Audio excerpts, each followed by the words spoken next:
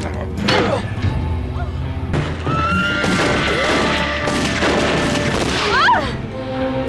I don't know how she can be standing here alive and breathing.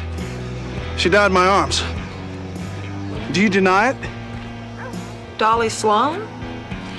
Sorry, young man, but my name is, Ivy. My name's Sonny Dillard, and I still don't know if I'm damned or saved for what I'm about to tell you. I used to ride with my Uncle Cavan and his boss, Blackjack Britton, the kind of man who'd shoot your dog just to watch you cry. I was the youngest, still green, showing off my gun tricks to kids. Blackjack watched me with cold eyes, probably thinking I wouldn't last a week. Uncle Cavan pulled me aside. Spoke up for you, Sonny. You best do right by me. Then came the bank job. They left me outside to keep watch. Everybody, grab a ceiling. Open the safe. Just keep your damn trap shut. Nobody has to get killed. I heard screaming. Heard Blackjack shoot a man's finger clean off when he claimed he didn't know the safe combination. That's when I met her, Dolly Sloan. Recognized her from my dime novels. Got all starstruck asking for her autograph like some fool. She smiled at me. Then the cavalry showed up. Blackjack killed a customer who tried to draw him. Bullets everywhere, horses screaming. I watched Dolly take a round and drop.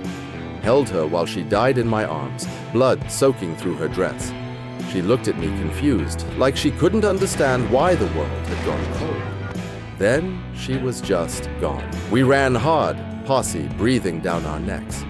Blackjack's brother Badger took a gut shot, but kept insisting he could ride. Next morning, he fell off his horse. Do me a lift. Kind this jack and end it. I can't spare the bullet. Hey, Kevin, will you? I was gonna leave him here like this? What do you suggest, boy? Grabbed my arm, begged me with desperate eyes. End it, boy, please. I'd never killed a man before, but I looked at him suffering in the dust and pulled the trigger. My hand shook so bad I could barely hold the gun. That's when the posse opened fire from the cliffs, caught a bullet in my thigh. Let's go!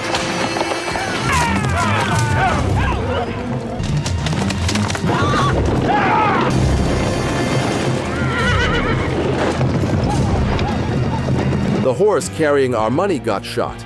Uncle Cavan stopped Blackjack from going back for it, screaming it wasn't worth dying for.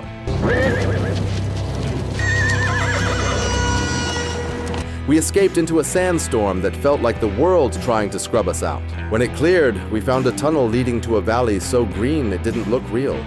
There was this native man standing guard near a misty entrance, and beyond it, a town. Refuge. The sheriff welcomed us in. Blackjack lied smooth, said we were cattle drovers attacked by Apaches. Sheriff offered us beds, medical care, free drinks. When Blackjack asked about the telegraph, the sheriff smiled and said, There's no telegraph office, no newspaper. We don't have much contact with the outside world. Imagine the rest of you boys have built up a mighty thirst. Saloon's right over there. At the saloon, Blackjack kept staring at the sheriff, muttering he'd seen him before. Kept saying nobody carried guns here. What kind of sheriff doesn't carry a gun? This woman Rose took me to the doctor. While he patched my leg, I got that same feeling. I'd seen this man somewhere before. How many men have you killed? Why would you ask me a question like that? And that your cattle was stolen by the Indians. They steal your ropes, too? You sure do ask a lot of questions yourself. Well, I guess you want to be joining your friends now. I only killed one man. Later, I watched through a window as the doctor met with the sheriff, deputy, store owner, and farmer. They examined the bullets pulled from us. The sheriff held one up. Few Apaches use .45 caliber rounds. They knew we were lying.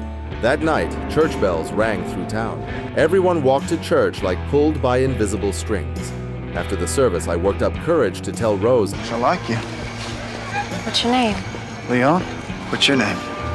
Rose. It's a mighty pretty name. Hey, Sonny!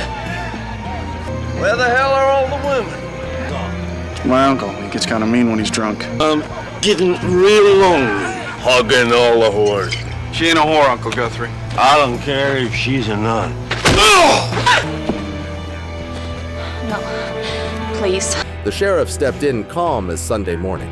Uncle Cavan reached for his gun, gonna shoot the sheriff right there, but I knocked him out cold.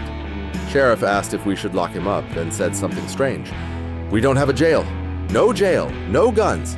What kind of town was this? Next morning, flipping through my dime novels, it hit me like lightning.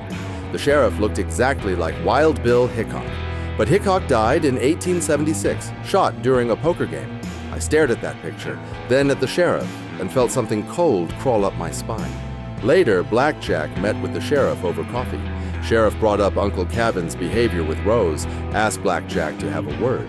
Blackjack, suspicious, asked who knocked Cavan out. Sheriff said he didn't see anyone, suggested Cavan just passed out drunk. Then Blackjack asked what was eating at me, too. What, there are no guns in this whole town? We have our own ways here, Mr. Smith. We've never found the need for one. At the general store, I couldn't shake this feeling. The owner looked just like Jesse James, the outlaw shot by his own gang in 1882, while I distracted him asking about it. Uncle Cavan stuffed his coat with stolen ammunition. Back at the saloon, Uncle Cavan distributed the ammo. Blackjack was done playing nice. The gang raced horses through streets, fired guns into the air, threw knives at the church door. The sheriff walked up to the church and stood there, polite as could be, asking the men to stop. They ignored him. 2 blades landed inches from his face. He didn't flinch. Then one gang member aimed to hurt him deliberately. Lightning struck the man dead before the knife left his hand. Rain poured. We stood stunned as that native gatekeeper walked out and carried the body into the mist. That night, I fell asleep outside the church, woke to a stagecoach pulling up. The townspeople came out to greet it, and when the door opened, my heart stopped. Dolly stepped out. Same Dolly who died in my arms in Sweetwater, alive and smiling. The driver handed the sheriff a white flower. "Time to pack. You're going home Sunday at noon." I chased the coach as it pulled away, but it vanished into thin air. Next day, I found the sheriff giving Dolly a tour. Confronted her. I don't know how she can be standing here alive and breathing. She died in my arms. Do you deny it? You're Dolly Sloan, harlot with a heart. Maybe you were thinking of someone else. No. Dolly Sloan? Sorry, young man, but my name is, Ivy.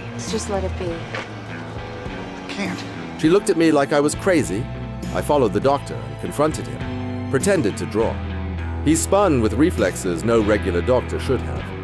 "Your Doc Holliday died of tuberculosis in 1887. He denied it, but I kept going. Wild Bill Hickok, Billy the Kid, Jesse James, Lefty Slade, every legend I'd read about, supposedly dead, living in this town. "What about Rose?" he asked. "I don't know, but I'm going to find out."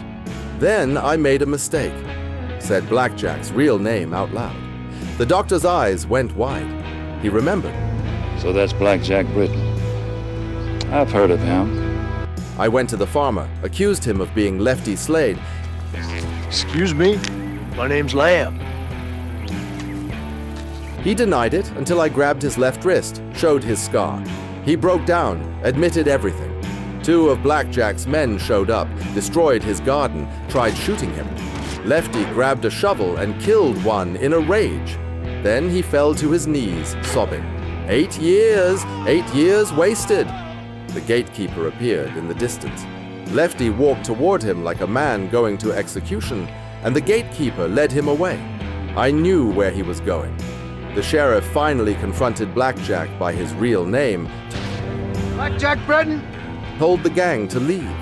Blackjack tried to pistol whip him, but his hand passed through empty air. He raised his gun. The whole town shook with an earthquake. Blackjack retreated to the saloon. Uncle Cavan blocked me, so I snuck around back and listened through a window. They were planning to destroy the entire town, kill everyone. And Uncle Cavan talked about what he'd do to Rose, things I can't repeat. A little girlfriend of my nephew's, you all just leave her to me. I ran to find her, found her swimming at the lake.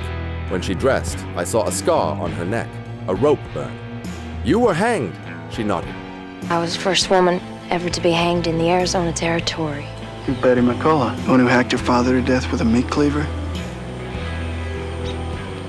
Everyone forgot to mention how he had his dirty hands all over me since I was 12. I like you, Sonny. A lot.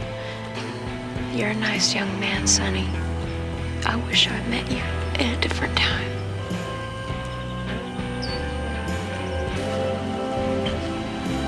She had feelings for me, but we couldn't be together. The living and the dead don't mix. But I understood now. Refuge was purgatory. 10 years without sin, they'd earn heaven. One moment of violence, it was over.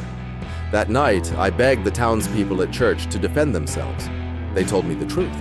If they fought back, 8, 9 years of clean living would vanish. They were so close to salvation. I understood. But I couldn't let Blackjack destroy them. I walked out and Blackjack and Uncle Kevin jumped me.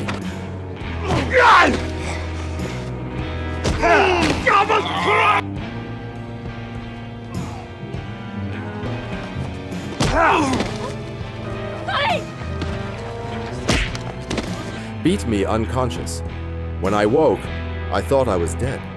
Part of me hoped so, because then I could be with Betty, but I was still breathing. At dawn, broken and bloodied, I strapped on my guns. Church bells rang. Most townspeople went inside, but 4 men stepped forward. Wild Bill Hickok, Doc Holliday, Jesse James, Billy the Kid. They stood beside me. The shootout.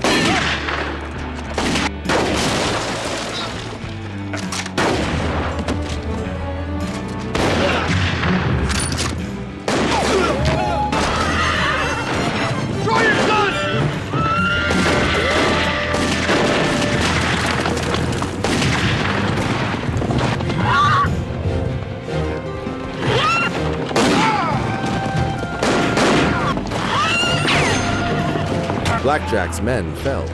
Uncle Kevin shot me. Felt the bullet tear through my chest. But I didn't fall. I shot him back, watched him drop. I should have died right there. But I didn't feel pain, just this strange lightness. Hickok looked at me. Welcome to Refuge, son. Blackjack came for Hickok, ready to duel. But he was outmatched. As Blackjack realized where he was, he muttered, "Guess I'm one of you now." He shot Blackjack, dead. The gatekeeper carried Uncle Kevin and Blackjack beyond the mist. I watched him throw them into a lake of fire. Heard their screams fade. Hickok, Doc, Jesse, and Billy started to follow. They'd broken their vow. But the stagecoach appeared. The driver said they'd earned heaven. Willing to sacrifice salvation to protect others, the Creator noticed. He may be tough, but he ain't blind. They boarded, and I asked to stay. For Betty. Hickok understood, handed me his badge, nodded once. The coach rose into the light. I'm the sheriff of Refuge now, guardian of a town that shouldn't exist, watching over souls trying to earn redemption. I was a stupid kid playing outlaw when I rode in. But I became something else, found something worth dying for, someone worth living for. Every day I wonder if I'm damned or saved for staying. But when I see Betty smile, I think maybe, just maybe, I made the right choice.